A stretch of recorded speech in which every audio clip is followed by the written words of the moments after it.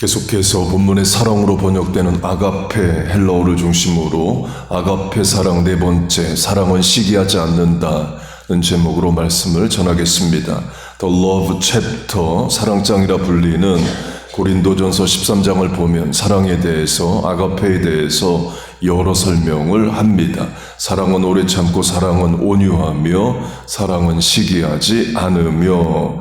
지난 수요일에 강조한 대로 사랑에 대한 말씀이 주어지는 고린도 교회의 상황은 사랑하지 못하는 상황입니다. 갈등하고 시기하고 분쟁합니다.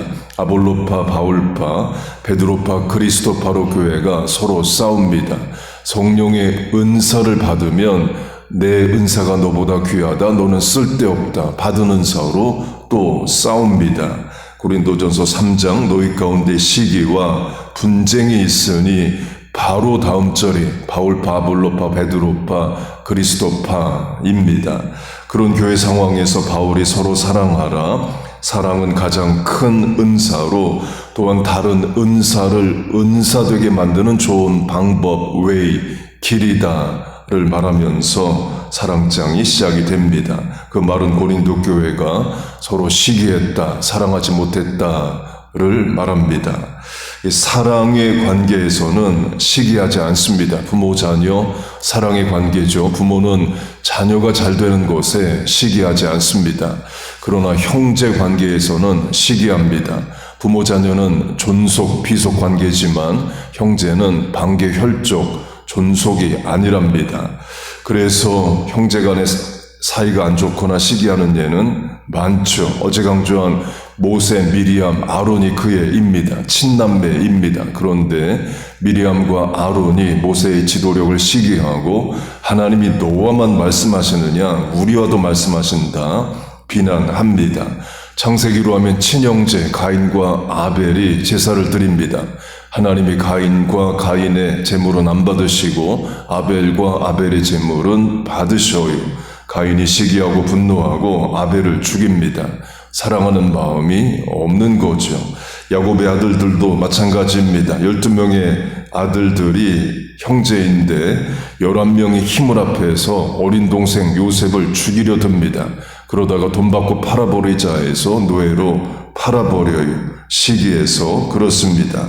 예수님의 제자들도 마찬가지입니다. 그저께 강조한 대로 예수님 십자가 지시고 죽으신다는데 그걸 3번이나 말씀하시고 사흘 뒤 부활까지 예고하시는데도 제자들은 못 알아듣고 누가 크냐, who is the head를 놓고 서로 갈등합니다. 분에 있다라고 말해요. 그 말은 시기하고 있다는 거죠. 요한과 야고보의 경우는 주의 좌편 우편에 앉게 해달라 말합니다. 베드로 빼고 우리 형제가 탑 2가 되게 해달라는 거죠. 아마 요한과 야고보가 수제자 소리 듣는 베드로 시기했을 수도 있습니다. 시기 질투가 순방향으로 해결되면 자신을 개발하고 노력하는 동기도 될 수 있습니다. 가인과 아벨로 하면 가인이 예배에 실패합니다. 순방향으로 해결이 돼야 된다면 이렇게 될 수 있죠. 가인이 하나님 앞에 자신을 겸비하고 돌아보고 회개하는 겁니다. 다음번 예배에는 내가 성공하겠다. 내 삶도 재물도 하나님께 연락되게 하겠다. 그렇게 노력했으면 순방향으로 끝나죠. 학생으로 하면 공부든 운동이든 악기든 나보다 잘하는 경쟁자가 있습니다. 시기하게 되죠. 순방향으로 해결된다면 더 노력하고 수고해서 그 상대 선수만큼 하든지 더 잘하게 되는 성장의 기회가 될 수도 있습니다.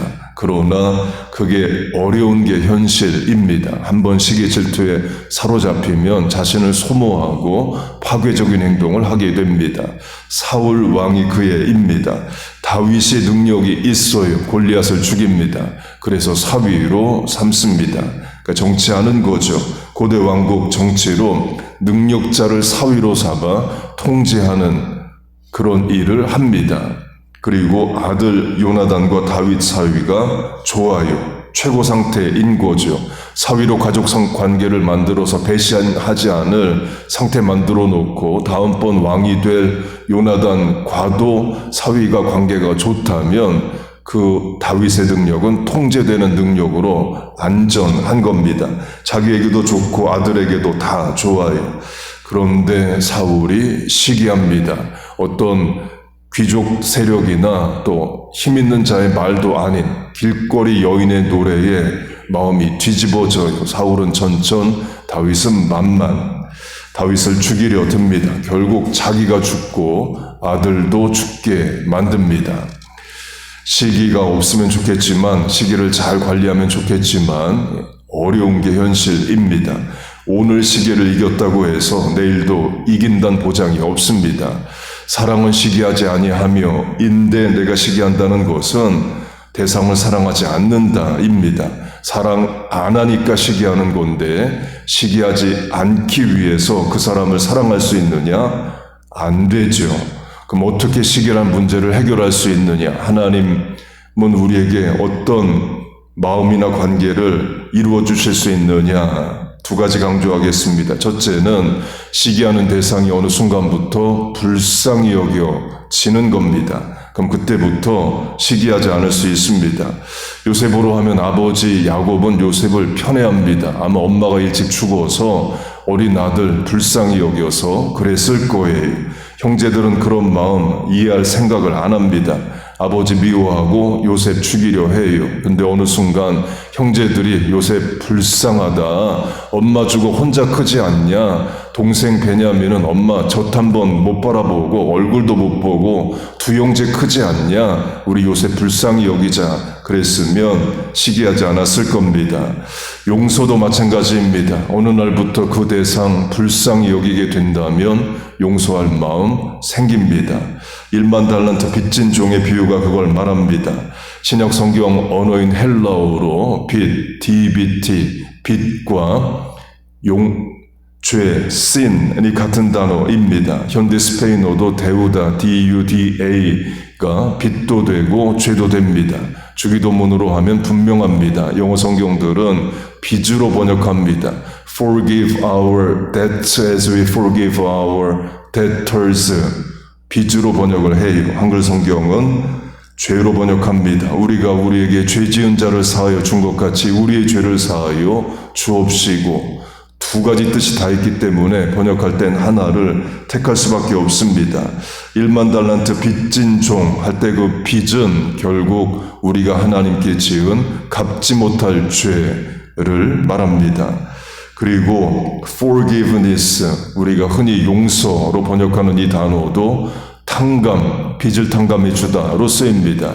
왜냐하면 빚과 죄가 같은 단어여서 현대 용어로도 forgiveness는 빚을 탕감하다라는 뜻도 있습니다. 그렇게 주인이 죄를 용서하고 빚을 탕감해 줍니다. 어떻게? 불쌍히 여겼다고 말합니다. 주인이 불쌍히 여겨 놓아 보내며 그 빚을 탕감하여 주었더니 결국 하나님으로부터 불쌍히 여김을 받으면 죄 용서받는다를 말합니다. 대인관계로 적용하면 괘씸한 사람인데 어느 날부터 불쌍하다 그렇게 여겨지면 용서할 마음 생깁니다.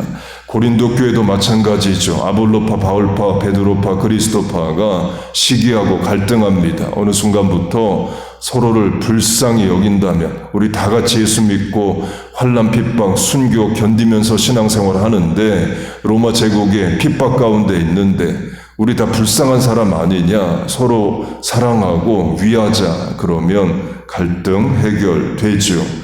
이민교회로 하면 KM, 1세대 한국어권 어른들과 2세대 영어권 자녀들 갈등하는 교회들 많습니다. 어느 순간부터 서로를 불쌍히 여긴다면 화해하고 싸우지 않게 되죠. 부모 세대 미국 와서 어려운 일하고 고생 많이 했다. 우리가 불쌍히 여기자. 또 부모 세대는 자녀들 영어 잘하고 미국 교육 받았지만 험한 세상 나가 백인 흑인들과 경쟁하며 얼마나 어려울까. 서로 불쌍히 여기면 화해하고 잘 살 수 있습니다. 부모 자녀 관계도 마찬가지죠. 불쌍히 여기면서 서로 용서할 수 있습니다. 둘째로 시기하지 않게 되는 방법은 영원의 차원에서 오늘을 바라보는 겁니다. 본문 24절 모든 육체는 풀과 같고 그 모든 영광은 풀의 꽃과 같으니 풀은 마르고 꽃은 떨어지되 오직 주의 말씀은 세세토록 있도다를 말합니다. 이 땅의 부귀영화가 나무도 아니고 과일도 아니고 밟고 지나가는 풀에 지나지 않고 그것도 그 풀의 꽃과 같다. 그 정도밖에 안 된다. 다 지나가고 다 사라지는 헛된 것이다를 말합니다. 세세토록 곧 영혼의 차원에서 보면 우리가 오늘 속상해하고 과거에 괴로워하고 지금 미워하고 시기하는 것들이 다 부질없을 수 있습니다. 죽음을 앞두고 난 사람은 용서 못할 사람 없다 이런 말도 있습니다. 지난 세월 우리가 헛된 감정 소모들 많았을 수 있어요. 그때 그렇게 걱정하지 않았어도 되는데, 그때 그렇게 야단치지 않았어도 되는데, 그때 그렇게 미워하지 않았어도 되는데, 그런 후회할 일들 우리 많죠. 곧 우리가 시기하는 대상이 천국에서 받을 상급을 나보다 더 많이 받아서 시기한다는 사실 드물고, 이 땅의 부귀영화, 출세명예, 성공, 나보다 잘 되는, 세상에서 잘 되는 것을 주로 시기합니다. 더 신앙생활 잘하고 충성하고 헌신하는 것에 시기하기보다 똑같은 노력했는데, 아니면 내가 더 나은데 저 사람이 세상에서 더 잘 될 때, 명예를 얻을 때 우리가 시기하게 됩니다. 그러면 영혼으로 시선을 돌리는 겁니다. 다 풀과 같은 것이고 풀의 꽃과 같은 잠깐 있다 사라질 영광이고, 내가 정말 바라고 소망해야 되는 것은 세세토록 있을 천국에서의 면류관과 상급이다. 내 시선은 거기가 있다 하게 되면서 시기의 대상을 또 극복하게 될 수 있습니다. 본문의 수신자들이 그런 삶을 살았다고 봅니다. 본문의 시대는 환난과 핍박, 순교의 시대입니다. 로마 제국이 예수 믿으면 죽였던 시절이에요. 주보가 있다면 광고 내용은 이런 겁니다. 지난주에 홍길동 집사님 순교하셨습니다. 이번 주에 박길동 집사님 감옥에 갇혔습니다. 이런 게 교회 광고 내용인 시대이에요. 곧 성경 시대에는 예수 믿고 출세하고 세상에서 부귀영화 얻는 예가 없습니다. 다 환난, 핍박, 순교이에요. 그때 성도들의 시선은 천국에 가 있죠. 이 땅에서 내가 좀 더 잘해보자 이런 건 없습니다. 다 부질없는 세상, 하나님도 잘 섬기고 천국에 가서 영생하자. 거기에 초점이 있어요. 그 나라, 그 영광, 그 상급 소망하며 오늘이라는 현실을 이겨나갑니다. 그렇게 시기하지 않는 실천적 적용점으로 하나님이 우리에게 불쌍히 여길 수 있는 마음을 주시고, 또 나도 누군가에게 불쌍히 여김을 받고, 그리고 내 시선이 영혼의 차원에서 오늘을 바라보는 겁니다. 그러면 용서 못할 사람 없을 수 있고 또 시기하지 않을 수 있습니다. 그런 마음, 그런 판단력 주시길 축복합니다. 하나님의 성품을 따라 사랑하며 인내하며 온유하게 살아가는 우리와 자녀 교회 되시기를 주의 이름으로 축복하고 축원합니다. 아멘. 기도하겠습니다. 하나님 아버지, 하나님의 사랑, 예수님의 사랑을 깨닫고 감격하고 감사합니다.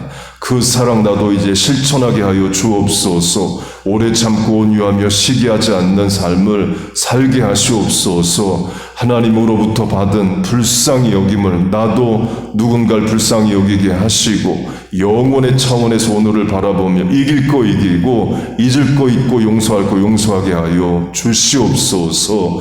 우리의 마음 감정도 말씀에 붙잡혀 살아가게 하여 주옵소서. 오늘도 새벽에 기도하고 하루 시작합니다. 남은 시간, 공간, 판단, 만남, 사람에 하나님 함께 하시고 안타까이 부르짖는 우리의 간구에 불쌍히 여기시고 응답하여 주옵소서. 예수님의 이름으로 기도하옵나이다.